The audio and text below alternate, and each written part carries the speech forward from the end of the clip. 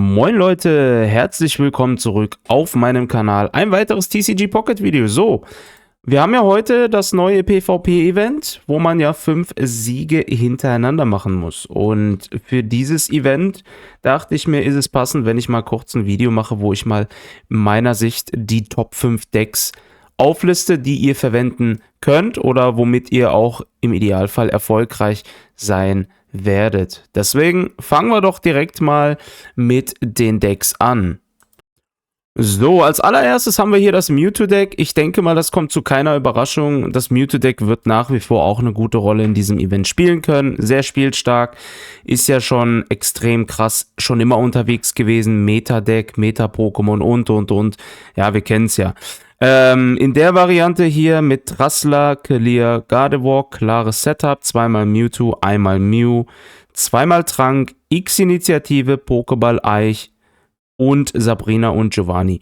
Das ist so das Setup, das klassische Setup. Mit dem Deck macht man eigentlich grundsätzlich nie was falsch. Ja? Mit dem Deck kommt man immer gut in solchen Events durch. Wenn man hiermit mal die Oberhand hat und es schafft, Gardevoir und Mewtwo aufs Feld zu bekommen, dann hat man meistens aber auch schon gewonnen, weil der Support von Gardevoir von Mewtwo einfach zu krass ist. Ja, wer es nicht kennt, Gardevoir gibt dem aktiven Pokémon immer eine zusätzliche Psycho-Energie, wenn es ein Psycho-Pokémon ist. Sprich, Mewtwo vorne kriegt schneller seine 4 Energie, kann direkt seinen 150er Shot raushauen. GG, ja. Klar gibt es da so ein paar Barrieren. Ich meine, gegen Gyarados-Decks ist dieses Deck jetzt nicht mehr so effektiv. In dem Sinne, weil ja Gyarados den Angriff tanken könnte. Ja, und wenn Gyarados auch angreift, dann kann es sein, dass das Mewtwo die Energie verliert und so weiter. Aber im Allgemeinen ist dieses Deck immer noch sehr krass und immer noch eins der Meta-Deck, was aktuell die obere Regie regiert. So, dann als nächstes Pikachu EX. Ja, Pikachu EX Deck immer noch nach wie vor sehr krass. Top 3 Meta-Decks auf jeden Fall, wenn nicht sogar Top 2. Also ist auf jeden Fall nach wie vor eines der besten Decks in diesem Spiel. Ich denke mal, das ist auch keine Überraschung. Ich schätze mal, ich werde sehr, sehr viele Pikachu X-Spieler antreffen. Das Deck ist einfach extrem schnell. Also bei so einem Event will man im Idealfall ein Deck spielen, was schnell und flexibel ist und was früh auch gut Schaden raushauen kann. Ja, da ist Pikachu X das perfekte Deck. Ja, Pikachu X braucht nur 2 Energie. Wenn wir 3 Elektro-Pokémon auf der Bank haben, macht es einen 90er Schaden. Das ist schon heavy, ja. 120 KP, kann auch ein bisschen was aushalten. Definitiv sehr, sehr, sehr spielstark. Wir spielen es hier, oder ich spiele es in der Variante mit zweimal Elektroball, weil Elektroball einfach keine Rückzugskosten hat und kann auch einen 70er Schaden zur Not machen. Also auch sehr, sehr stark. Gerade gegen die ganzen Gyarados-Decks ist dieses Deck sehr gut. Dann spielen wir hier auch zweimal Zapdos. Zapdos ist so der Starter im Idealfall. Ja, man hat hier aber auch die Möglichkeit, mit 3 Energie dann nochmal einen Schaden bis zu 200 auszuteilen, wenn man das überhaupt hinbekommt mit dem Münzwürfen. Und dann spielen wir hier noch einmal Dedenne. Dedenne habe ich einfach zusätzlich reingeworfen, weil es halt für eine Energie schon angreifen kann und es hat halt den Vorteil, dass es paralysieren kann. Muss nicht, aber kann. Könnte ganz nützlich sein für gewisse Situationen. Man kann hier aber auch stattdessen was anderes spielen. Von mir aus kann man auch Dedenne rausnehmen und einen Porenta reinwerfen. Das würde sehr, sehr gut funktionieren, weil Porenta eine Energie, 40er Schaden, sehr stark. Ansonsten spielen wir hier zweimal Trank, zweimal X-Initiative, zweimal Pokéball, Eich, zweimal Sabrina und einmal Giovanni. Klassisches Setup wieder von den Supporter-Trank-Itemkarten. Aber jo, das Deck sehe ich auf jeden Fall auch sehr spielstark.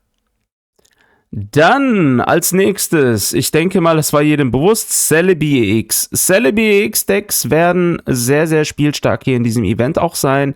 Ich schätze mal, viele Leute werden es spielen. Es gibt ja jetzt mittlerweile schon 2 oder 3 Varianten von diesem Deck.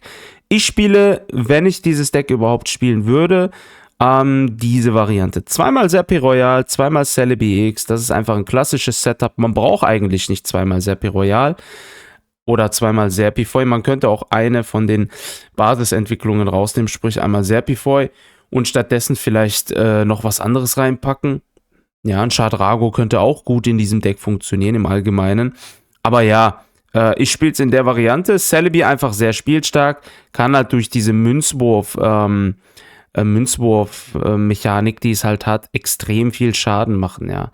Deswegen, plus der Support von Serpy Royal. Serpy Royal verdoppelt quasi die Energie von allen Blatt-Pokémon. Deswegen sehe ich da auf jeden Fall, dass dieses Deck sehr, sehr stark sein wird. Ich schätze mal, sehr viele Leute spielen es. Ich könnte schon das Kotzen kriegen, wenn ich jemanden sehe, der ein Celebi-Deck spielt. Aber ich meine, hey, ist eine freie Welt. Man kann machen, was man will, ne? Aber jo, das Deck auf jeden Fall auch sehr, sehr spielstark. Wir spielen hier in dem Deck ansonsten noch Trank, zweimal X-Initiative Pokéball, Professor Eich, zweimal Erika, ganz wichtig. Ja, Erika für die extra Heilung, gibt einen 50er Heilungsboost für Blatt-Pokémon und zweimal Sabrina. Wir brauchen hier nichts mit Giovanni oder sonstigem. X-Initiative reicht hier vollkommen aus in Sachen Rückzug. Yo, das Deck wird auf jeden Fall krass sein. Dann als nächstes haben wir hier das Kerapendra-Deck. Ich finde, dieses Deck wird sehr, sehr krass sein in diesem Event. Gerade weil es halt relativ schnell ist und es kann guten Schaden machen. Ja, wir spielen hier klassisch zweimal Smogon, zweimal Smogmog. Smogmog ist in letzter Zeit so ein bisschen schwächer geworden. Nicht schwächer, weil es schlechter geworden ist, sondern einfach, weil halt die Häufigkeit von Shadrago so dominant ist, ja. Und Smogmog greift dann halt an, nimmt halt Schaden, Gift macht auch nur 10 Schaden, Shadrago hat 100, nimmt schon so ein bisschen Luft raus, deswegen ist Smogmog nicht mehr so effektiv, meiner Meinung nach, wie es zu Beginn des Spiels war, aber nichtsdestotrotz immer noch extrem spielstark, ja, deswegen würde ich das Deck nach wie vor empfehlen, allein schon dessen, da dieses Deck jetzt schon einige Turniere gewonnen hat, was schon eine Ansage ist, deswegen das Kerapendra-Deck, wer Kerapendra noch nicht kennt, es ist quasi ein Pokémon, was, wenn das aktive Pokémon des Gegners vergiftet ist, nochmal 50 mehr zufügt. Das heißt, es macht einen 120er Schaden für nur 2 Energie und hat 140 KP. Das ist so ein direktes Mewtwo-Deck-Zerstörer, beziehungsweise weil das ganze Deck ja Dunkel-Pokémon ist ja klar. Rollum vergiftet ja auch schon, ja, macht dann schon mal 20 plus Giftschaden. Smogmog natürlich, wo ist es hier? Smogmog vergiftet ja auch, ja, und greift dann an mit Tackle. Dann spielen wir hier noch in dem Deck zweimal Pokéball, zweimal Eich und zweimal Koga. Koga ist ganz wichtig, damit wir das Smogmog zurückziehen können, sobald es quasi kurz vom Abkratzen ist. Dafür ist halt die Koga-Variante immer noch so krass. Diese Strategie ist einfach so geil. Man bekommt essentiell das Pokémon zurück auf die Hand, plus die Vorentwicklung. Beide sind top geheilt. Man kann es direkt wieder spielen. GG. Ja, so spart man sich auf jeden Fall das Verlieren eines Punktes. Dann spielen wir hier noch zweimal Sabrina und zweimal Leaf, einfach für den extra Rückzug. Ja, das Deck sehe ich auf jeden Fall extrem spielstark. Ich kann mir gut vorstellen, dass dieses Deck sehr dominant sein wird. Beim letzten Mal, wo wir die 5er PvP-Serie hatten, habe ich es das erste Mal mit dem damals Koga-Deck geschafft. Sprich, Smogmog und Arbok, ja, und dann Koga. Das Deck war extrem krass. Ich kann mir auch gut vorstellen, dass es diesmal sehr stark sein wird. Und zu guter Letzt, meiner Meinung nach, das beste Deck, was man nehmen kann. Es gibt jetzt noch viele andere Decks, die man spielen kann. Ich habe jetzt auch gleich noch einen Special Gast, den werde ich euch gleich mal vorstellen. Aber dieses Deck hier finde ich meiner Meinung nach wahrscheinlich das chilligste für das Event, weil Pyro-Deck, man kennt's, ist eigentlich ein Beginner-Deck, ja. Aber dieses Deck ist so krass, wie viele Turniere das Deck schon gewonnen hat, wie schnell dieses Deck Schaden austeilt, ist einfach heftig. Wir haben in diesem Deck auch Upgrades, einmal mit Molunk und dann haben wir noch Amphira. So, kann man nicht weiter sliden, so hier. Amphira ist auch nochmal sehr krass. Dann spiele ich hier auch einmal Porenta mit drin. Ich liebe dieses Deck, also wie oft ich mit diesem Deck undenkbar gute Spiele habe, wo ich mir auch oft gedacht habe, wie habe ich das gewonnen? Einfach nur, weil das Deck so krass ist, ja. Vulpix kann rauskommen, verhindert den Angriff, wenn der Münzwurf landet.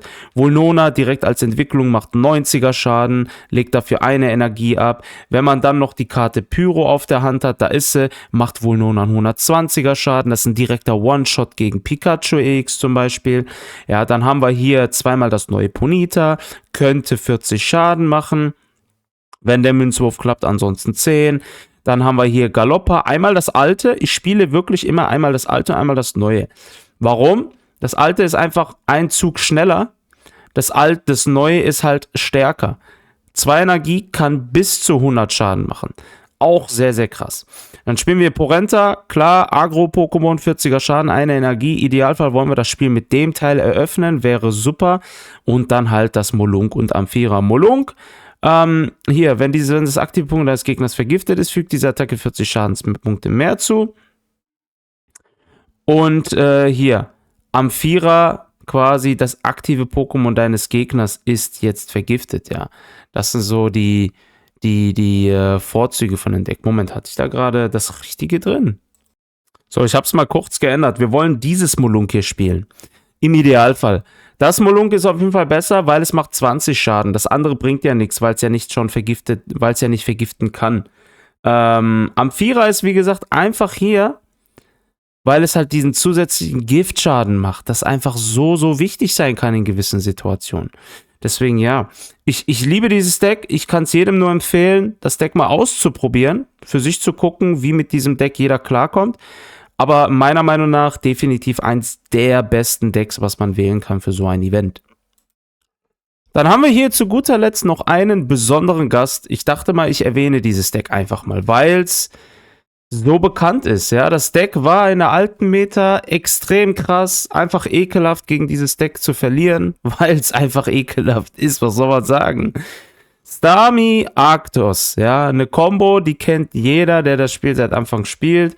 Starmie EX, Hydroplatscher, 90er Schaden, braucht nur 2 Energie, 0 Rückzugskosten. Geisteskrank. Wenn Starmie aufs Feld kommt früh, ist es schon meistens sehr gefährlich für den Gegner. Arctos EX, extrem stark, 140 KP, 80er Schaden, Blizzard macht aber auf jedem anderen Pokémon auf der Bank des Gegners auch nochmal 10er Schaden. Ist mal wieder so ein klassisches Deck, wo man wieder Münzen wirft. Und da spielen wir hier Misty, was so die Kernkarte von dem Deck ist. Ja, damit kann das Wasser-Pokémon mehr Wasserenergie bekommen pro Münzwurf, ja.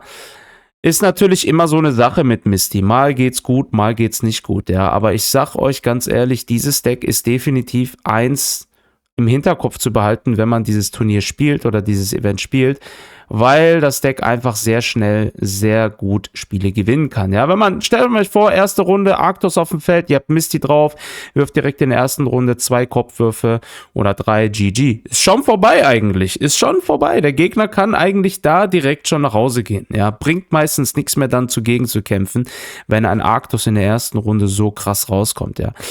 Also definitiv meiner Meinung nach ein Deck, was hier in diese Liste mit aufgenommen werden sollte, als spezieller Gast, sag ich jetzt mal. Zweimal Sterndu, Starmie, Arctos, Trank, zweimal X-Initiative, zweimal Pokéball Eich, zweimal Misty, einmal ein Fossil. Fossil einfach nur deswegen, um so ein schnelleres Rückzugsmittel zu haben. Ja, spielt das Fossil, dann kann man vielleicht zur Not, wenn man schnell austauschen will, das Fossil ablegen, wenn es in einer aktiven Position ist und so dann vielleicht schneller an ein Pokémon kommen. Deswegen spielen wir hier eine Kopie davon und einmal Blau. Blau einfach nur für den Fall der Fälle, falls wir mal irgendwie 140er Schaden abkriegen sollten, beispielsweise Garados, kann man mal schnell Blau spielen und so vielleicht das eigene Arctos sichern, ja. Ist vielleicht für die eine oder andere Situation Lebensretter, deswegen spielen wir eine Kopie davon. Yo, dieses Deck kann ich wie gesagt nur empfehlen. Und ja, das waren meine Deckempfehlungen für dieses Event. Schreibt gerne in die Kommentare, wie ihr die findet. Vielleicht habt ihr noch andere Vorschläge, falls ja, schreibt gerne die Decklisten auch in die Kommentare. Wäre super hilfreich für andere, die auf das Video stoßen.